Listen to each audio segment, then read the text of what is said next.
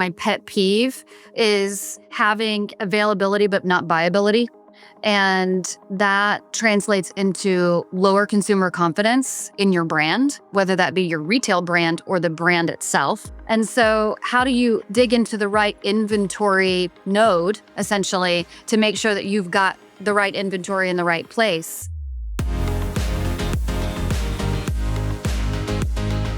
We have a very seasoned guest today in Mina Wooters. Very exciting podcast with her. She has a very interesting career and a very, very interesting view on AI, leadership, and all things e-com. So super excited for today's episode. Welcome to another episode of the e-commerce toolbox experts perspective. Joining us today, we have Mina Wouters. Welcome, Mina. Thanks for having me, Kaylin. I appreciate it. Awesome. We always like to start off with a brief introduction. So maybe talk to us a bit about your career journey. You have very, very interesting background that goes from retail to vendor side to SaaS products. So maybe talk to us a bit about that career journey. Yeah, so my perspective is really grounded in operating e-commerce at scale. And so I started off really working D2C for really big brands like Xerox and Lexmark and scaling those across Europe. And then I moved over the years to positions at Lowe's and Electrolux, and then eventually advising global brands and mass retailers. And so that really has changed my perspective over the years on really what e-commerce is and how it should function and what sort of blocks e-commerce from being as successful as I think some of folks are hoping it will be, and then out of the gate really not performing the way that they had otherwise hoped. So I've got lots of thoughts on how to scale and how to scale effectively and how to de-block what's preventing you from getting the most out of your e-com. Very cool. You have a ton of experience. Let's start off with an easy but a hard one. What's the biggest common mistake you see across retailers?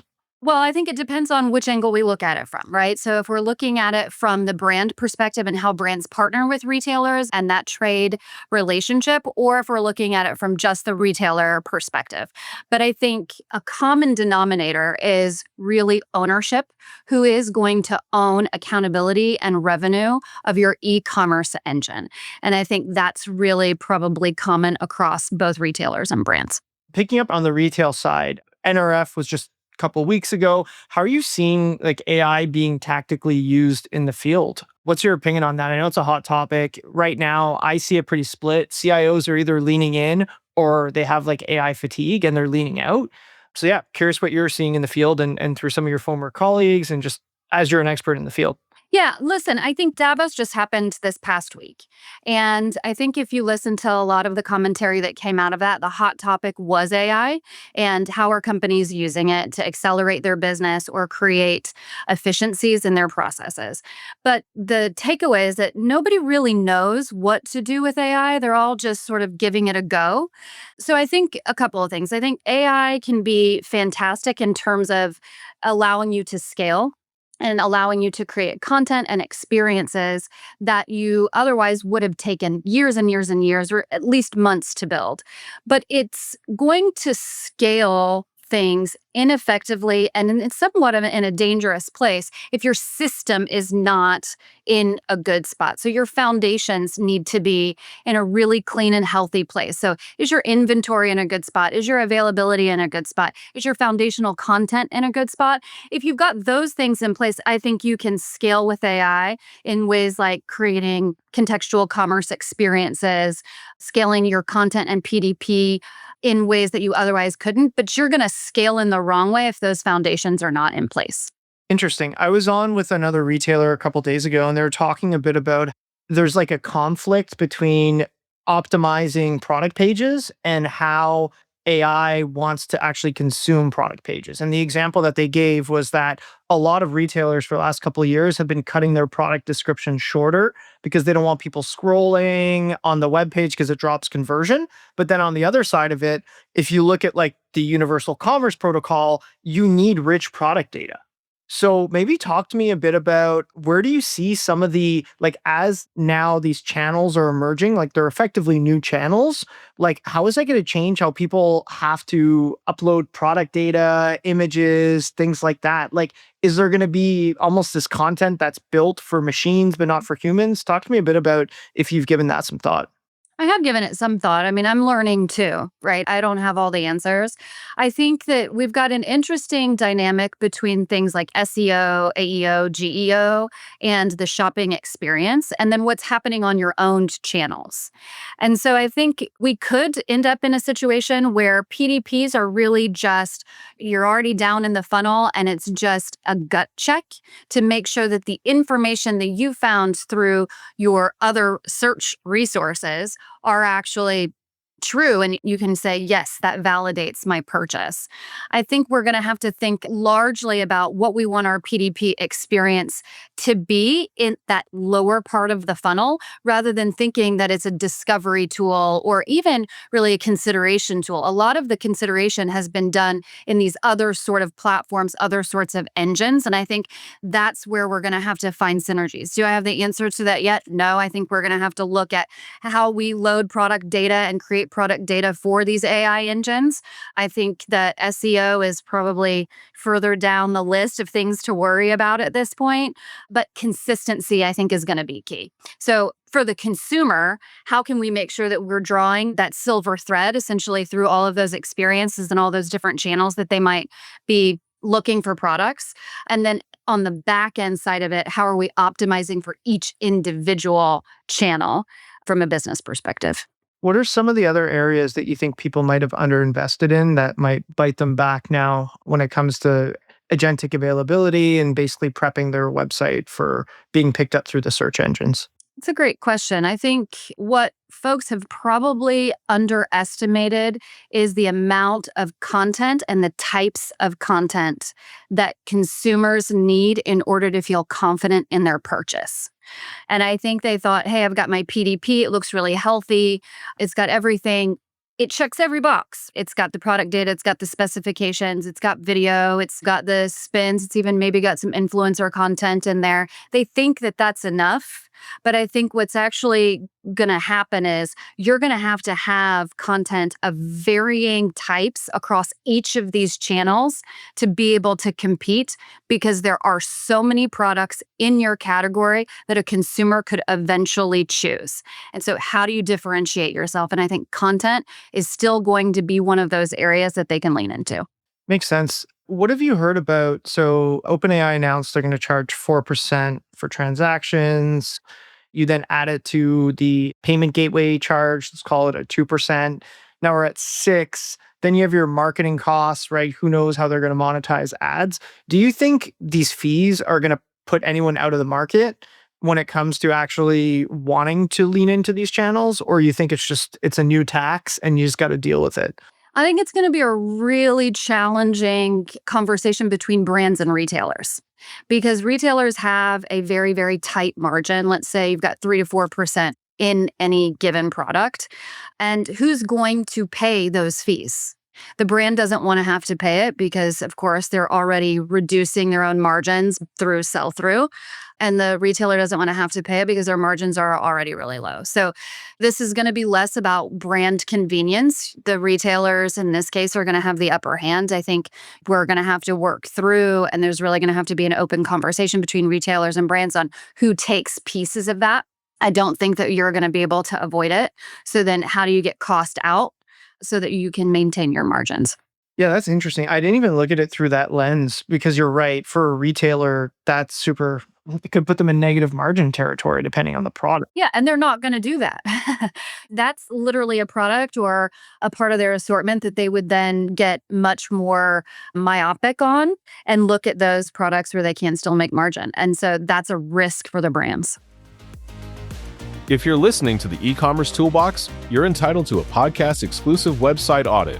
Go to noibu.com/podcast-audit for a free scan that uncovers the hidden friction blocking your conversions and shows you where you're leaking revenue. Do you have any examples of operational leverage that you've heard firsthand people are getting through AI, like a customer service or something? Like, what's the most tactical thing? Because I think the whole magic employee concept, some people talk about it on LinkedIn. I haven't personally seen anyone who's doing that. Like, oh, I have 7 agents that are running my whole experience end to end. Like, I haven't personally witnessed anyone doing that. Like, what are some tactical live examples of operational leverage that people are getting? I haven't heard of anything where I go, yeah, you could scale that across lots of different retailers or lots of different brands. I think that brands and retailers are going to have to be really thoughtful about how they look at using AI to leverage more operational efficiency, because you can end up having more people working on AI and all of those ecosystems, and you actually just cost yourself more in the end. So I was in a conversation earlier this week, and a lot of the executives we were having this conversation on AI, and they're all racing to try to use AI to drive efficiencies, create operational leverage, as you said. And I actually don't think that it's necessarily the right moment for any brand or retailer to chase after AI. I would focus more on your foundations. Those things tend to be like people want to outgrow their problems by getting more tools, using more AI. No, if you have a foundational problem, those things are not going to be fixed. So I would argue that, yes, listen, learn, and figure out how AI might give you operational leverage, but make sure that your foundations are in place, or you're going to do exactly what we talked about earlier. You're going to scale chaos more than you're going to scale efficiency. That's interesting. And maybe just to make it like a mental checklist, like you need to understand where your product descriptions are now and where they need to be. From there, there's a lot of debt in my experience with data structure. And then like scaling availability is going to be really interesting because a lot of people have availability. Like what I'm failing to like understand, and maybe it's covered in the UCP, is a lot of, especially on the retail side, a lot of retailers, they have like regional pickup and delivery for certain items, and that's going to influence your total cost. So if you're in an agentic search engine, how is it going to understand which inventory to call and at which point? I think there's likely a lot of debt there before we can really get going there. And then to your point, is all of this being done for a channel that people ultimately aren't going to use? Are they still going to go to the retail branded website and purchase it? We're seeing on our side, the amount of traffic coming through these search engines is very small. Now it's growing, but it's very, very small. And the conversion's pretty good because it actually drops the mid to end of funnel, but it's still very, very, very small. And I suspect the investments might actually be bigger than the gross sales for a lot of these brands, but it's hard to say. So far, at least, that's what we're seeing. I'm curious if you have a different take. No, I think it's the same. I have said before that I think my pet peeve is having availability but not buyability. And that translates into lower consumer confidence in your brand, whether that be your retail brand or the brand itself, or it impacts potential repeat purchase. And so, how do you, to your point, dig into the right inventory node, essentially, to make sure that you've got the right inventory in the right place and not fail the customer at the end where you go, actually, we don't have that. We don't have it in your region. We don't have it in your locale. And then you've undone everything you were trying to do with using AI in the first place. So again, this sort of goes back to what I was saying before. Are your foundations in place? Or are you just trying to scale out and you're going to have problems because you didn't do what you needed to do at the base before you attempted to use it? I think shareholders and stakeholders, they really want us to use AI. It's like the big new shiny toy, but we need to use it in a way that we can actually understand what it's doing for us, and we can attribute either some sort of KPI or conversion metric to it so that we know how to use it and continue to get more out of it, or decide not to use it there and put our efforts elsewhere. Makes sense. And it's clearly either on the operational leverage side or as a channel. And it's unclear which one is the winner right now. Is it just an operational leverage tool or is it going to be like the biggest channel? No, I think it just depends on your business. I think if you truly have a really great D2C or e-com site, yes, use AI to do things like contextual commerce. Use it to be able to have your agents give really good recommendations. You see them playing around with that. The foundations are typically there when they're using it, particularly in mass retail, because they've done their due diligence. But I think for a lot of these smaller players or even mid-sized players, I think that it's a much harder call to make in terms of when to use it and where to use it and where you might get the most out of it. Makes a lot of sense. As we look to wrap up, talk to me a bit about when you meet with younger folks in their career that are maybe a bit junior, they're on their first kind of e-com gig, maybe they're a manager, e-com manager, stepping into a director role. Like, how are you helping them on their priorities for 2026? Like, when they come to you, what do you think should be kind of front and center for these folks? I think the most important thing is to understand that you can't do it alone. E-commerce is not something that you can take full control of without your cross-functional partners. Yes, you need to have ownership, you need to have accountability. The revenue needs to start and finish with one person so that there is, quote unquote, sort of a one throat to choke.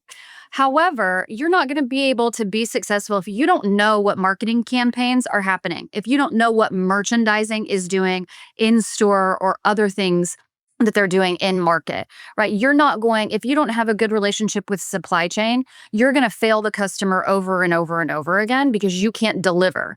So don't think that you can do it alone. Your cross-functional partners are as essential to your business as what you're doing down and in. And so don't forget that as you're trying to scale. I think everybody starts to deprioritize and get unfocused, and then they're not as tapped into what you're doing. Continue to pull your partners back in so that you can make the most out of your e-com business. Very interesting. I didn't realize that was such a big challenge. Like, is this the classic, like, sales, well, conversion blames marketing, marketing blames conversion, and then someone blames, it's like unclear if performance isn't where you want to be. Like, it's a bit of a shared accountability. So if everyone owns it, no one owns it. You're saying that's like really, really a top challenge? Yes, there's sort of a mix of things there, right? So everybody who can impact e-com needs to have some sort of e-com KPI. Or when they get distracted by other market events, they're going to deprioritize helping you out because it's not a KPI. So it's not so much a function of blame, it's more a function of distraction. And their inability or lack of need create that KPI success. And so you said, is it performance? Well, marketing is going to do everything that they can to drive traffic. But traffic, they're going to get the click, but they're not going to get the repeat customer. That's really the job of e-com. But if you don't know what they're doing to drive the click, how can you create a cohesive experience all the way through the funnel? Same thing with merchandising and supply chain, but just different functions. So it's not so much, I think, this he said, she said. The left hand needs to know what the right is doing and vice versa in order to be successful, or we're going to miss things, or we're going to create inconsistent experiences for our consumer who we should be prioritizing at the end of the day. Makes sense. Man, this was great. Really appreciated your time, and thanks so much for hopping on. Yeah, thank you for having me. The e-commerce toolbox Expert Perspectives is brought to you by Noibu. To find out more about Noibu and how we can help you debug your e-commerce site and rocket your revenue, visit www.noibu.com.